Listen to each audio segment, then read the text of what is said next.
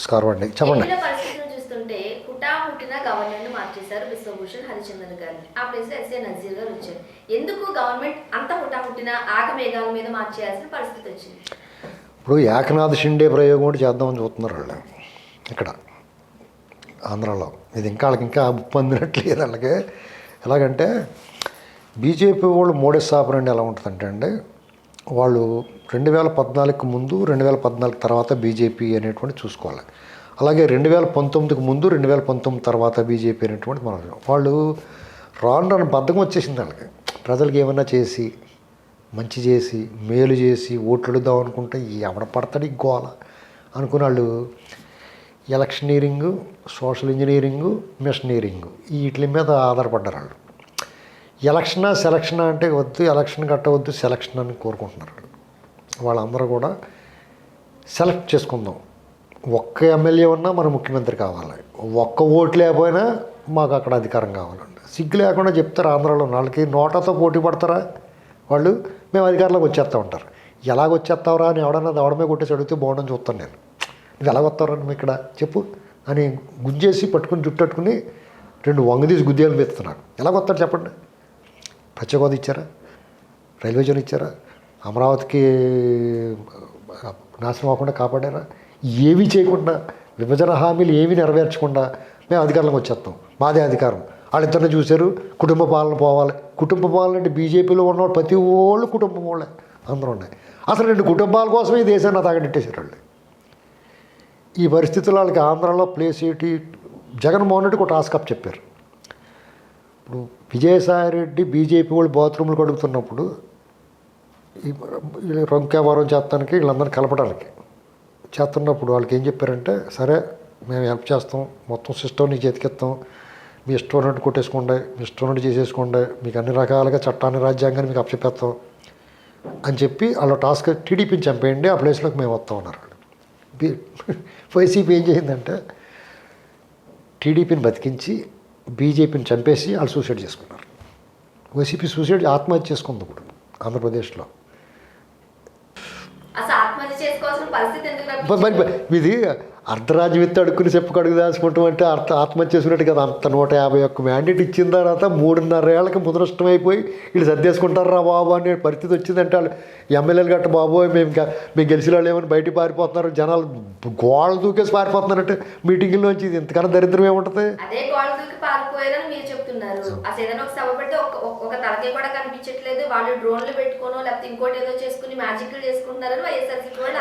అవునండి, టీడీపీ ఓడిపోయిన పార్టీకి అలాగే ఉండరు జనం. టీడీపీ ఓడిపోయిన పార్టీ కదా, దానికి జనం ఉండరు. వైసీపీ బ్రహ్మాండంగా నెగ్గింది కదా, దానికి ఉండాలి కదా. ఇప్పుడు వాళ్ళ కందకాలు తవ్వించి అందులో మొసళ్ళు వేయాల్సి వస్తుంది ఇప్పుడు జనాలు వెళ్ళిపోకుండా ఉండాలంటే. మీకు అర్థమైందా? ఇప్పుడు చికోటి ప్రవీణ్ ఉన్నాడు అక్కడ, అతని దగ్గరికి వెళ్ళాడు విజయసాయిరెడ్డి. మీకు తెలుసా ఇది? అతని దగ్గర కొండ సెలవులు, తొండలో, ముదర తొండలో, ఊసర వెల్లులు, ఇవన్నీ మొసళ్ళు ఇవన్నీ ఉన్నాయి. అతని దగ్గరికి వెళ్ళి, మా జగన్మోహన్ రెడ్డి గారు మీటింగ్ పెడితే జనం పారిపోతున్నారు, గోడలు కట్టిన దూకేసి వెళ్ళిపోతున్నారు, కంచిలేస్తే దాటేసి వెళ్ళిపోతున్నారు, ఇంత పొట్టున్న పోలీసు వాడిని పెడతాను తూసుకుని వెళ్ళిపోతున్నారు, వీళ్ళని ఆపాలంటే ఏం చేయాలి? కందకాలు తవ్వించాం, ఆ కందకాలను కూడా దాటేస్తున్నాడు. ఇప్పుడు ఏం చేయాలని మేము ఒక ఆలోచన వచ్చిందండి, మీ దగ్గర ఇవన్నీ ఉన్నాయంట కదా, వాటిని ఇస్తే ఒకసారి మేము మీటింగ్ పెట్టుకున్నప్పుడల్లా వ్యాన్ల మీద పట్టుకెళ్ళి ఆ కందకాల్లో వేస్తాం, వాటిని చూసి భయపడన్నా సరే వెనక్కి ఆగిపోతారు వాళ్ళు. తర్వాత మళ్ళీ జాతక పట్టుకొచ్చి చెప్పేస్తామంటే పట్టుకెళ్ళండి సార్, మీకు గొడవ ఉంది, మమ్మల్ని క్యాసినో పెట్టుకునేవ్వండి, మీ దగ్గర చాలు, మీరు పట్టుకెళ్ళండి అని అన్నాడు. లేదు, ఎందుకు వెళ్ళాడు కదా మొన్న వాళ్ళు ఫామ్ హౌస్లో వెళ్ళాడు విజయసాయి. విజయాలు చూడలేదు మీరు 2 నెలల క్రితం ఇవన్నీ. ఇది పరిస్థితి వాళ్ళది. ఏంటి, జంతువులు పెట్టుకుని కాపలా పెట్టుకోవాల్సి వస్తుంది, వాటిని చూసి భయపడి ఆగుతారండి. లేకపోతే ఎలా దూకి పారిపోతున్నారండి. జగన్మోహన్ రెడ్డి గారు ప్రసంగం స్టార్ట్ చేయనంటే 1, 2, 3 చిన్నప్పుడు హై స్కూల్లోని పరుగులు పందాలు ఎట్టేవారు కదా, అలా పరిగెడేస్తున్నారు. ఇక వాళ్ళు సిగ్గుండాలి ఇంకా ఇక్కడ ఏదో ఉందనుకుంటానికి. కాబట్టి వాళ్ళు సూసైడ్ చేసుకుంటామంటే అదే. అంత బాగా వచ్చిన మ్యాండేట్ని వాళ్ళు ఏం ఉపయోగించుకోవాలో చంద్రబాబు గారి దగ్గరికి వెళ్ళి, మీరు మా నాన్నగారు స్నేహితుడు, మీ అనుభవం నాకు కావాలా, మీరు నాకు సహాయం చేయండి, మనిద్దరం కలిసిపోయి డెవలప్ చేద్దాం అని చెప్పాను అంటే టీడీపీ క్లోజ్. అది టీడీపీని చంపడం అంటే. అంతేగాని ప్రజావేదికను కూడగొడతాం, చంద్రబాబు గారిని తిడతాం, నీ అమ్మ నీ అక్క నీ యాలి అంటాం, ఆయన అవమానించడం చేస్తే ఏమైంది? చంద్రబాబు గారు లాంటి రాజర్షి అంటాను, అతన్ని రాజనీతిజ్ఞుడు అంటాను.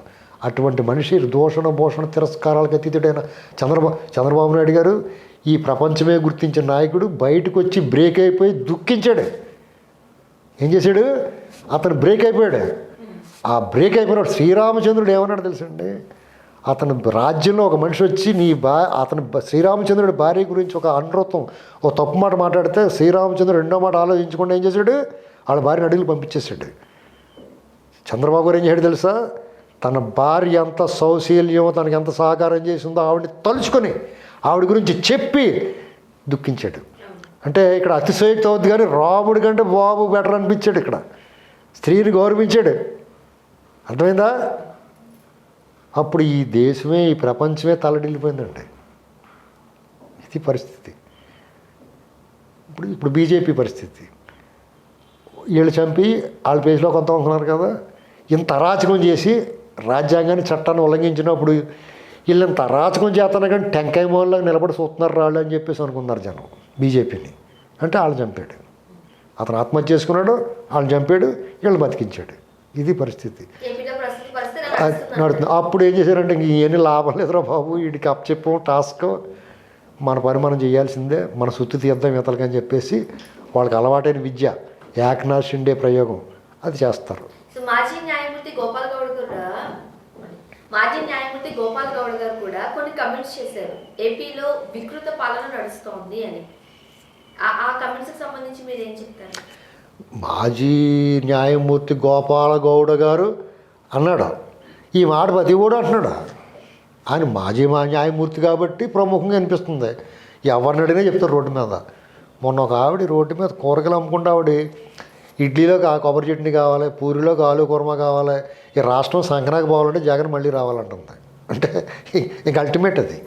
ఎవరైనా అంటున్నారు అన్నమాట. మీరు ఒకళ్ళు తలుపు తట్టి మేము వాలంటీర్లు కాదు, మేము వైసీపీ వాళ్ళు కాదు, మాది ఇంకో దేశము, మా పక్క రాష్ట్రము, మేము ఊరికే దారిని పోతా మీరు ఎలా ఉన్నారో చూస్తానికి వచ్చాము అని అడిగి ఎలాగుందమ్మా అని అడగండి, అప్పుడు చెప్తారు. మరోపక్క పవన్ కళ్యాణ్ గారు మీ పతనం స్టార్ట్ అయిందంటూ కూడా వ్యాఖ్యలు చేస్తున్నారు. సో ఏ విధంగా వైఎస్ఆర్సీపీని ఎదుర్కోవడానికి సంసిద్ధత ఏర్పాటు చేసుకుంటున్నారు? వైఎస్ఆర్సీపీని ఎదుర్కోవడానికి వీళ్ళకి ఏమీ పని లేదండి, ఏమీ ఎదుర్కోవాల్సిన పని లేదు. అందంగా వాళ్ళు రేపొద్దున యుద్ధానికి వస్తారు కదా, వాళ్ళు యుద్ధమే చేస్తారు. వాళ్ళు అంటే వీళ్ళ మీద జనాలను ఓట్లు అడిగి ఎజెండాతో వచ్చి పలానా ఎజెండా చూపించి మీకు ఇది చేస్తాం ఓట్లు అడిగే పరిస్థితి పోయింది వాళ్ళది. కాబట్టి వాళ్ళు ఏం చేస్తారు? అరాచకం చేస్తారు, దౌర్జన్యం చేస్తారు, దుర్మార్గం చేస్తారు, దొంగ ఓట్లు వేస్తానికి ప్రయత్నం చేస్తారు. దాన్ని అడ్డుకుంటే చాలు. వీళ్ళ ఓటర్ల జాతక ఓట్లు వేయనిస్తే చాలు వీళ్ళ ప్రతిపక్షాల పని. అలా చేయగలిగితే సంపూర్ణ విజయం లభిస్తుంది వాళ్ళకి. పవన్ కళ్యాణ్ గారు ఏదైతే వైఎస్ఆర్సీపీ మీద ఉన్న వ్యతిరేకత ఓటు చేయలనివ్వను అంటూ ఎప్పటి నుంచి అదే నినాదంతో ఆయన ముందుకు వెళుతున్నారు. నిజంగానే ఆ పరిస్థితుల్లో తెలుగుదేశం, పవన్ కళ్యాణ్, జనసేన కలిసి ఆ విధంగా ముందుకు వెళ్ళగలరని అనిపిస్తుందా మీకు? వెళ్తే పని జరుగుతుందండి. వెళ్ళలేదనుకోండి పవన్ కళ్యాణ్ గారు అలాగా లాస్ట్ టైం లాగా ఉంటుంది రిజల్ట్. ఒకవేళ అదే కనుక వెళ్ళకపోతే ఇటు తెలుగుదేశానికి నష్టమని జనసేన తెలుగుదేశానికి నష్టమని నేను అనుకోవట్లేదండి. తెలుగుదేశానికి ఎంత నష్టం అవుతుంది? ఇప్పుడు జనం పబ్లిక్, ఆంధ్రప్రదేశ్ పబ్లిక్ ఉన్నారండి, ఒక్క ఛాన్స్ ఇచ్చారు వాళ్ళు జగన్మోహన్ రెడ్డి గారికి. అది కరెక్ట్ అనుకుంటే మళ్ళీ ఆయనకి వేస్తారు ఓటు, అంతే కదా. ఒక ఛాన్స్ ఇచ్చాం, చాలా బాగా చేస్తున్నాడు, అమ్మఒడి అలాగ ఇచ్చినట్టే పచ్చకోత తెచ్చేసాడు, పోలవరం కట్టేశాడు, అమరావతి నిర్మించేసాడు, పచ్చి మోసం ఏం చేయలేదు, బ్రహ్మాండం చేస్తాడు, రోడ్లు ఏం చేసాడు, ఉద్యోగాలు ఇప్పించాడు, కంపెనీలు తీసుకొచ్చేసాడు. ఒకసారి ఇచ్చాం చాలా బాగుంది అనుకున్నారు అనుకోండి, మళ్ళీ అతనికి వేస్తారు. దోలు తీరిపోయిందో బాబు, మన కొరలు ఇచ్చి కొట్టేస్తున్నాడు, మన ఆస్తులు దొబ్బేస్తున్నారు, కొండలు కొరికి ఇచ్చేస్తున్నాడు, ఆ రెడ్లకి ఇచ్చేసుకుంటాడు అన్నీ మొత్తం అంతానే, ఇసుక మధ్యం అంతా దొబ్బేస్తున్నారు, డబ్బు అంతా అనుకున్నారు అనుకో, చంద్రబాబుకి వేస్తారు. చెప్పిద్దరండి మీరు ఒకసారి చంద్రబాబుకి వేస్తారు. అంతేగాని వాళ్ళని చూసాం వీళ్ళని చూసామని ఇంకో ప్రయోగం మాత్రం చేయరు. పవన్ కళ్యాణ్ గారికి ఆగేసి ఈసారి అతన్ని చూసాం ఇతను కూడా చూద్దామని కొత్త ప్రయోగాలు అయితే చేయరు ఈసారి. ఎందుకంటే దోల తీరి బేడ మిగిలిందండి, వాళ్ళకి బేడే మిగిలింది. అర్థమైందా? అంటే మా ఏపని దోల తీరి బేడ మిగిలిందని చెప్పుకుంటారు ఇలాంటి దెబ్బ తగిలినప్పుడు. అంచేత బేడే మిగిలింది కాబట్టి ఇంక ప్రయోగాలు చేయరండి. కాబట్టి పవన్ కళ్యాణ్ గారు నో వే అవుట్, వేరే దారి లేదు. ఆయన చంద్రబాబు గారితో కలిసి వెళ్ళి జయలలిత విజయకాంత్ కాంబినేషన్ లాగా జగన్మోహన్ రెడ్డి గారు శుభ్రంగా తుడిసేయాలి, శుభ్రంగా తుడిసేసి సర్పేసి తడిగొడ్డు ఎట్టేయాలి, అక్కడ మరక కూడా కనపడకుండా. అప్పుడు వీళ్ళిద్దరు మిగులుతారు. అప్పుడు వాళ్ళిద్దరు పడుకో వచ్చేసారు. చేస్తారా లేకపోతే చంద్రబాబు నాయుడు వైపు తిరుగుతారా అనేది కూడా ఆయనకి అర్థం కాని పరిస్థితుల్లో తటస్థంగా అయితే ఉన్నారు. అప్పుడు జరిగిన రాజకీయ సమీకరణాన్ని బట్టి ఇటు దూకాలా అటు దూకాలా చూద్దాం అన్నట్లు కూడా కొన్ని విమర్శలు వస్తున్నాయి. ఆయన విమర్శించి పవన్ కళ్యాణ్ గారు చాలా ఫెయిర్గా ఉన్నాడండి. పవన్ కళ్యాణ్ గారు చాలా నిర్మలమైన మనిషి. ఆయన పక్కన ఎవరన్నా పోటీ చేయొచ్చు కానీ ఆయన మటుకు చాలా స్ట్రైట్గా ఉన్నాడు. ఆయన మొన్న మార్చి 14 లాస్ట్ ఇయర్ మార్చి 14 నుంచి రేపు మార్చి 14 వరకు ఆల్రెడీ 11 నెలలు అయిపోయింది. 14 తారీఖు 11 నెలల నుంచి ఒకే మాట మీద ఉన్నాడు. నేను ప్రభుత్వ వ్యతిరేక ఓటు చేయాలనే ఉన్నాం అన్నాడు. అదే మాట మీద ఉన్నాడు. ఈ 11 నెలల్లో ఒక్కసారి కూడా మాట మార్చలేదు. పైగా ఈ మధ్యలో అతను ఎవరైతే పొత్తులో ఉన్నాడో బీజేపీతో పొత్తులో ఉండి ఇతను వైజాగ్లో ఈయనకి ఎదురైన చేదు అనుభవంలో ఈయన ఎవరైతే పొత్తులో ఉన్నారో వాళ్ళు కనీసం మాట సాయం చేయలేదు. కానీ చంద్రబాబు గారు ఆయన దగ్గరికి వచ్చి పరామర్శించాడు. మన ఇద్దరం కలిసి పోరాడదాం అన్నాడు. అదేవిధంగా పవన్ కళ్యాణ్ గారు చంద్రబాబు గారి దగ్గరికి వెళ్ళి ఆయనకి ఇబ్బంది వచ్చినప్పుడు ఆయన వెళ్ళి పరామర్శ చేశాడు. మన ఇద్దరం కలిసి పోరాడదాం అన్నారు. అది పక్క వాళ్ళిద్దరు కలిసి పోరాడతారు. మధ్యలో ఎవడ ఎన్ని అగ్గిపోలు గీద్దాం అనుకున్నా పని జరగదు. ఎందుకంటే వాళ్ళిద్దరు కలిసి పోరాడడం అనేటువంటిది క్లీన్ స్వీప్ అంటారు. అలా క్లీన్ స్వీప్ చేసి సర్పేసి తడిగుడ్డెట్టేయటం ఖాయం. ఇక్కడ రేపు ఎలాగంటే అధికార ప్రతిపక్షం కింద వీళ్ళిద్దరూ రేపొద్దున పరిపాలనలో వీళ్ళు ఎలాగ ఉంటారు అనేటువంటిది పవన్ కళ్యాణ్ గారు ముఖ్యమంత్రి కావాలని కోరుకుంటున్నారు కదా, తప్పలేదు ఖచ్చితంగా. అతను ముఖ్యమంత్రి అవ్వాలని కోరుకునే అభిమానులందరూ కూడా రేపు ఈయన పెర్ఫార్మెన్స్ ఎలా ఉంటుంది, చంద్రబాబు గారి పరిపాలన ఎలా ఉంటుంది, రేపొద్దున ఆ పార్టీలు ఏమంటే భవిష్యత్తు చెప్తుంది. ప్రస్తుతానికైతే జగన్మోహన్ రెడ్డి గారు ఎల్లమ్మ కోటకి వెళ్తాడండి. ఎల్లమ్మ కోట కంటే తెలుసా, కథ కంచికి మనం ఇంటికి అంటారు కదా, అలాగా వాళ్ళందరూ సర్దుకుంటారు. అది వాళ్ళకి తెలుసు. మీకు ఇక్కడ కొన్ని అబ్జర్వ్ చేయాలి. తెలుగుదేశం అనేటువంటిది ఒక కార్యకర్తల పార్టీ అండి. అంటే నాయకుడు ఎన్టీ రామారావు, చంద్రబాబు, లోకేష్, అచ్చెన్నాయుడు, వీరంకట్రావు ఏం కాదండి. కార్యకర్తలందరూ నడిపిస్తారు ఆ పార్టీని. వైసీపీ ఉందనుకోండి, నాయకుడి పార్టీ. అతని మీద వాళ్ళ బాబు మీద ప్రేమ, ఇతని మీద ప్రేమ, ఆరాధన వీటితో ఉంటుంది ఆ పార్టీలో. జగన్మోహన్ రెడ్డి గారు జైల్లోకి వెళ్ళిపోయి శుభ్రంగా చపాతీలు గట్రా చేసుకుంటున్నాడు అనుకో, వీళ్ళందరూ సర్దేసుకుంటారు అక్కడ వాళ్ళు అక్కడికి. మన ఇంటికి వెళ్ళిపోదాం రా అనుకుని కాంగ్రెస్ నుంచి వచ్చిన కాంగ్రెస్కి, టీడీపీ నుంచి వచ్చిన టీడీపీకి అక్కడి నుంచి సర్దేసుకుని మళ్ళీ కనపడరాళ్ళు ఎవరో మనకి.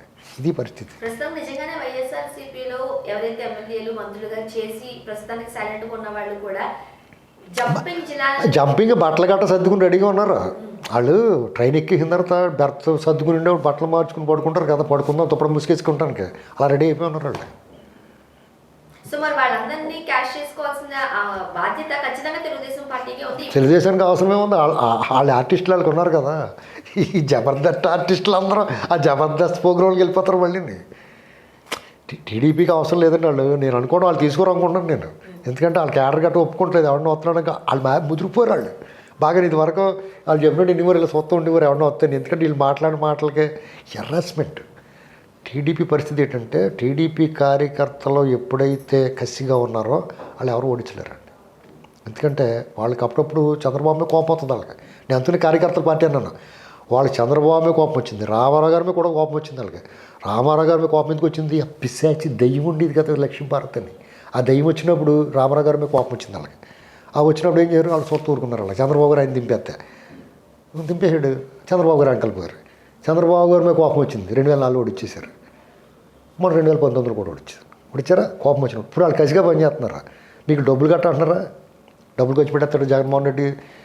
తెలుగుదేశం పార్టీ కార్యకర్తలు ఒక కార్యకర్తలు ఉండకుండా ఆడు ఒకరిని కొనగలిగితే ఒకరిని కొంటాడు, ఇద్దరిని కొనగలిగితే ఇద్దరిని కొంటాడు. 5,000 ఉన్నాయి ఇక్కడ జేబులోని, 5,000 ఒకటి కొనేస్తాడు. జగన్మోహన్ రెడ్డి గారి తరపున నిలబడ్డా కూడా జగన్మోహన్ రెడ్డి గారు ఇచ్చే డబ్బుల కోసం ఈ ఆస్తులు అమ్మిన డబ్బులు పెట్టాలి. టీడీపీకి అలా అవసరం లేదు. వాళ్ళు దోలెక్కి వాళ్ళకి దురదకొండాకు రాసుకున్నట్టు ఉంటుంది. వాళ్ళకి దురదకొండాకు అంటే తెలిసి మీకు పొదల్లో ఉంటుంది. అది రాసుకుంటే ఎప్పుడైనా దురద వచ్చేద్ది. అంత దురద టీడీపీ వాళ్ళకి. అసలు దొద్దులు వచ్చేస్తాయి ఆ దురద. అంత దురద ఉన్న వాళ్ళు కాబట్టి వాళ్ళు రేపొద్దున వాళ్ళు గెలిపించుకుంటారు. ఇది మిగతా పార్టీలకి టీడీపీకి తేడా. Thank you.